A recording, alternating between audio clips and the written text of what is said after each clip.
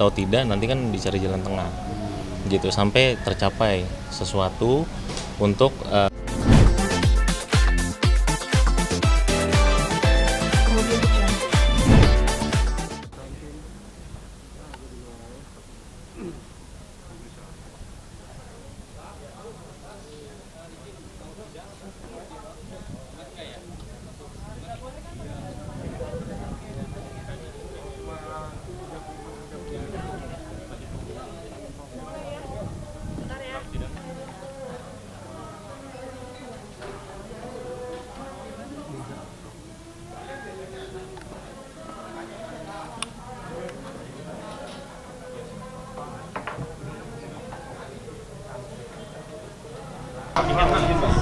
Hasil mediasi seperti apa tadi, Pak?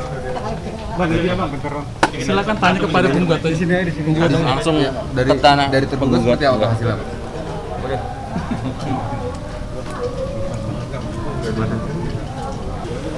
masa nggak apa-apa ya? Iya, Ro. Mau pegang Mas? Enggak. Mengenai nggak sih? Ini hasil sidang hari ini seperti apa? Agendanya seperti apa? Hari ini agendanya mediasi ya. Mungkin lawyer saya yang bisa jelasin lebih rinci ya. Iya, gini, kan sebelumnya memang udah diatur di dalam perma ya, bahwa proses sidang acara perdata itu bahwa mediasi itu diutamakan dan jangka waktunya 30 hari dan alhamdulillah tadi dari pihak para tergugat hadir, hanya diwakilin oleh kuasa hukumnya, tergugat 1 dan tergugat 2. Mereka juga dapat surat kuasa khusus memang untuk menghadiri mediasi. Nah kemudian dari mediator tadi juga disampaikan kepada kedua belah pihak ini akan seperti apa gitu penyelesaiannya. Nah kemudian dapatlah tadi satu konsep bahwa kami harus membuat satu semacam proposal ya mungkin ya tertulis ya, semacam apa sih, kalau di dalam gugatan itu ada petitum namanya, itu harus disampaikan. Mereka sebagai pihak dari kuasa para tergugat nanti akan menyampaikan kepada kliennya gitu. Jadi kita belum masuk terlalu dalam ke pokok perkara karena ini masih jadwal mediasi gitu. Jadi nanti terkait SOP-nya rumah sakit, manajemen rumah sakit ataupun pendapat ahli itu mungkin masih nanti gitu, masih nanti dulu. Sementara seperti itu sih untuk hari ini. Bisa dibilang mediasinya masih belum ketemu gitu, Pak?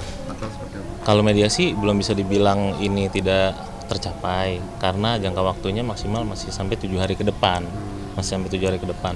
Nanti setelah itu proposal dari Ibu Heni atau petitum dari Ibu Heni nanti dipertimbangkan juga, diterima atau tidak nanti kan dicari jalan tengah gitu sampai tercapai sesuatu untuk apapun itulah bentuknya, untuk baik itu pencabutan gugatan atau ganti kerugian dan segala macam yang biasanya dicantumkan di dalam sebuah perdamaian gitu, namanya sih perdamaian. Kan ini gimana? Berlarut-larut lama gimana proses mediasi perdamaian sendiri gimana? Ya mudah-mudahan sih pengennya cepet ya, karena kan kita memang serius ya, dan teman-teman media mungkin bisa juga nanti minta pendapat dari ID, terus SOP rumah sakit seperti apa, kan kayak gitu bisa tektokan juga, karena kan saya juga pasien VIP yang bayarnya cukup mahal ya, jadi kan SOP-nya memang harus benar-benar terjaga, sebenarnya kan seperti itu. Saya pengennya sih semuanya cepat ya prosesnya, mudah-mudahan Pengadilan Negeri Jakarta Timur juga prosesnya cepat gitu, terus sidang juga sesuai dengan jadwal gitu ya, mudah-mudahan di Indonesia semuanya bisa dipercepat lah, itu aja sih yang saya mau biar keadilan tetap terjaga. Sebetulnya isi gugatannya apa sih? Ya kita bahas masalah SOP sampai dengan itu ya, ada kejadian dugaan tindak pidana kan, itu juga bersinggungan sama undang-undang konsumen. Yang dialami oleh Ibu Heni ini kan jelas sebagai konsumen kan dia harusnya menikmati apa sih yang didapat dari yang udah dia bayar gitu kan. Ya kenyamanan, VIP itu apa sih artinya kan, menurut tadi Ibu Heni juga bilang kan ahli ini, menurut ahli misalkan SOP rumah sakit seperti apa sih, menurut manajemen rumah sakit juga seperti apa yang namanya VIP, atau ID kan punya juga mungkin ahli pendapatnya seperti apa gitu. Kalau Bu Heni lagi dirawat ngalamin kejadian yang luar biasa gitu, karena kita kan kemarin juga di Polres Jakarta Timur kan udah lihat ya di CCTV-nya CCTV. juga udah Udah kita dikasih lihat, kan, udah tapi dikasih. masih ada kekurangan CCTV titik. dari Iya. beberapa titik gitu. Nah ini tadi pas ketemu dari pihak salah satu pihak RS gimana ya, ada obrolnya atau diem-diem saja atau gimana?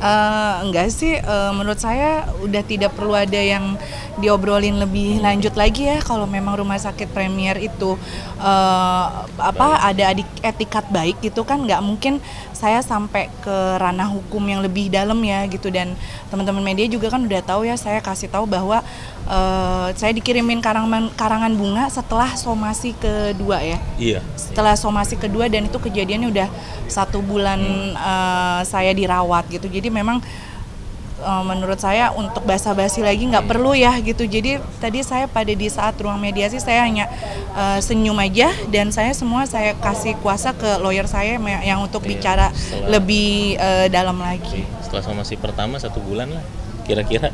1 bulan, berapa hari kemudian baru somasi kedua sih. Dan sampai sekarang pas saat mau sidang perdana mediasi tidak ada kata maaf lagi atau ada perinan maaf lagi dari pihak RS atau gimana? Nggak ada lah, maksudnya kita kan negara hukum ya, semua diatur dengan undang-undang gitu, dan semua rakyat Indonesia itu punya hak asasi ya masing-masingnya. Jadi bagi saya kalau misalnya memang ada etikat baik ya diselesaikan etikat baik di saat mediasi. Tapi kalau misalnya tidak ada etikat baik dari Rumah Sakit Premier sendiri yang bertaraf internasional, dan dia juga adalah salah satu rumah sakit terbaik ya di Indonesia, dan dia dapat penghargaan juga dari Asia gitu. Jadi kalau misalnya seperti ini ya lebih baik lanjut aja gitu loh, maksudnya sampai kemana akan saya ikut gitu loh. Kayak ini ngerasa kecewa sih atas nama rumah sakit Durun Sawit kan, rumah sakit Premier ini kan agak lumayan gitu. Kecewa karena kan saya memang di sana dari mulai saya udah lama sekali ya, bapak saya, ibu saya, keluarga saya semua di situ, dan alhamdulillah kami percaya sama dokter-dokter di sana kan kayak gitu. Saya selalu rekomendasi juga ke teman-teman, dan saya juga kalau misalnya dirawat mohon maaf gitu, saya dan keluarga selalu di ruangan VIP, makanya saya kecewa, sangat-sangat kecewa banget gitu. Dan akhirnya saya kan yang biasanya saya ke Rumah Sakit Premier, kayak kemarin saya mestinya saya itu check up, tapi saya nggak datang gitu. Sampai akhirnya saya harus konsultasi, dan saya harus cari lagi dokter yang dimana dokter yang biasa saya spesialis yang nanganin saya di Rumah Sakit Premier, saya cari tahu lagi beliau itu prakteknya di rumah sakit mana lagi kan gitu selain Rumah Sakit Premier itu sih. Untuk isi petitumnya sendiri seperti apa ke depan? Ya paling kita kan udah mohon di situ, udah minta untuk dinyatakan bahwa para tergugat ini melakukan perbuatan melawan hukum. Kemudian ada satu tuntutan material ya, material dan imaterial, bentuk kerugiannya seperti apa, jumlahnya juga mungkin sebelumnya pernah ya kita sebutin ya, material dan imaterialnya. Terus kemudian ada sita jaminan juga. Sita jaminan itu ya misalkan bentuk dari aset para tergugat apa, tanah dan bangunan misalkan, oh yaudah itu berarti salah satunya untuk menjamin bahwa hak-hak klien kami di sini di kemudian hari itu ketika memang nanti putusannya syukur-syukur berpihak kepada kami di kemudian hari ada jaminannya gitu. Jadi nggak mungkin lah akan wah ini nggak mungkin nih, nggak bisa nih gitu kan, nggak sanggup bayar gitu, nggak mungkin gitu. Ya itu sih kira-kira isinya. Berarti agenda selanjutnya dapat Masih mediasi untuk masih petitum itu. iya Minggu lagi. 1 minggu untuk proposal perdamaian lah intinya, bahasanya gitu kan. Berarti kalau titik temu tetap lanjut. Kalau Tidak ada titik. iya kita lanjutin lah, kita lanjutin. Oke. Makasih Mas. Thank you.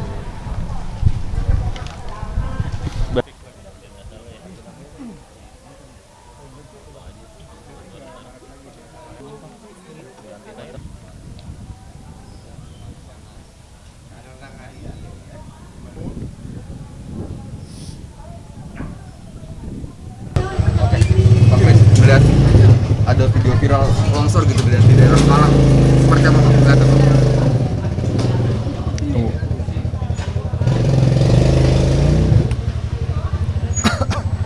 Ya, sedih sih ya dengar kabar kayak gitu. Tapi untungnya ada nggak sih korban jiwanya, Mas? Ini sih pria mengenakan payung terhadap mengalami berat, nggak ada sih. Ya, untungnya nggak ada korban jiwa ya. Tapi ini juga sebagai atensi juga lah untuk pemerintah daerah.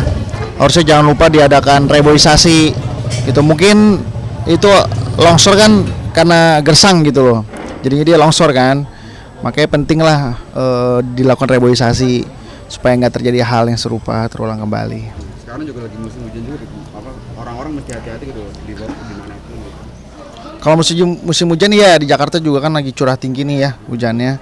Bahkan ada juga beberapa daerah yang banjir. Nah ini juga sebagai perhatian untuk Pemkot lah. Coba sampahnya lebih dibersihkan lagi. Mungkin juga untuk memilih tempat tinggal juga masyarakat juga harus hati-hati. Kalau yang rawan banjir ya mendingan jangan dibeli rumahnya atau jangan disewa. Ya pokoknya saling peduli aja satu sama lain gitu. Kalau misalnya memang terkena banjir ya itu kan memang sudah musibah musiman kita ya. Harusnya terbiasa gitu. Tapi kalau bisa sih ya jangan sampai kita merasakan hal itu. Rehabilitasi juga penting berarti ya dalam hal longsor ini gitu. Kalau yang longsor ini? Iya, rehabilitasi untuk reboisasi penting sekali, apalagi kan ini orang-orang yang mempunyai wewenang untuk mengatur kota tersebut kan pasti sudah ada dong ya, pasti sudah mengerti lah manfaatnya apa reboisasi gitu, dan dia pasti punya data-data kan hutan-hutan yang gundul yang di mana ya, itu kalau bisa anggaran negaranya dipakai untuk dilakukan reboisasi lah. Dengan kejadian hal ini menjadi PR juga untuk pemerintah ya Bang. Sudah pasti ini yang paling harus bertanggung jawab adalah pemerintah daerah ya, kalau enggak pemerintah kota setempat, karena kan dia punya wewenang itu. Kalau warga sipil kayaknya ada sih begitu juga, tapi kan cuma sedikit gitu orang yang niatan menanam pohon lagi, apalagi kalau nggak dikasih apresiasi sama negara kan juga lama-lama orang males gitu. Oke, ya.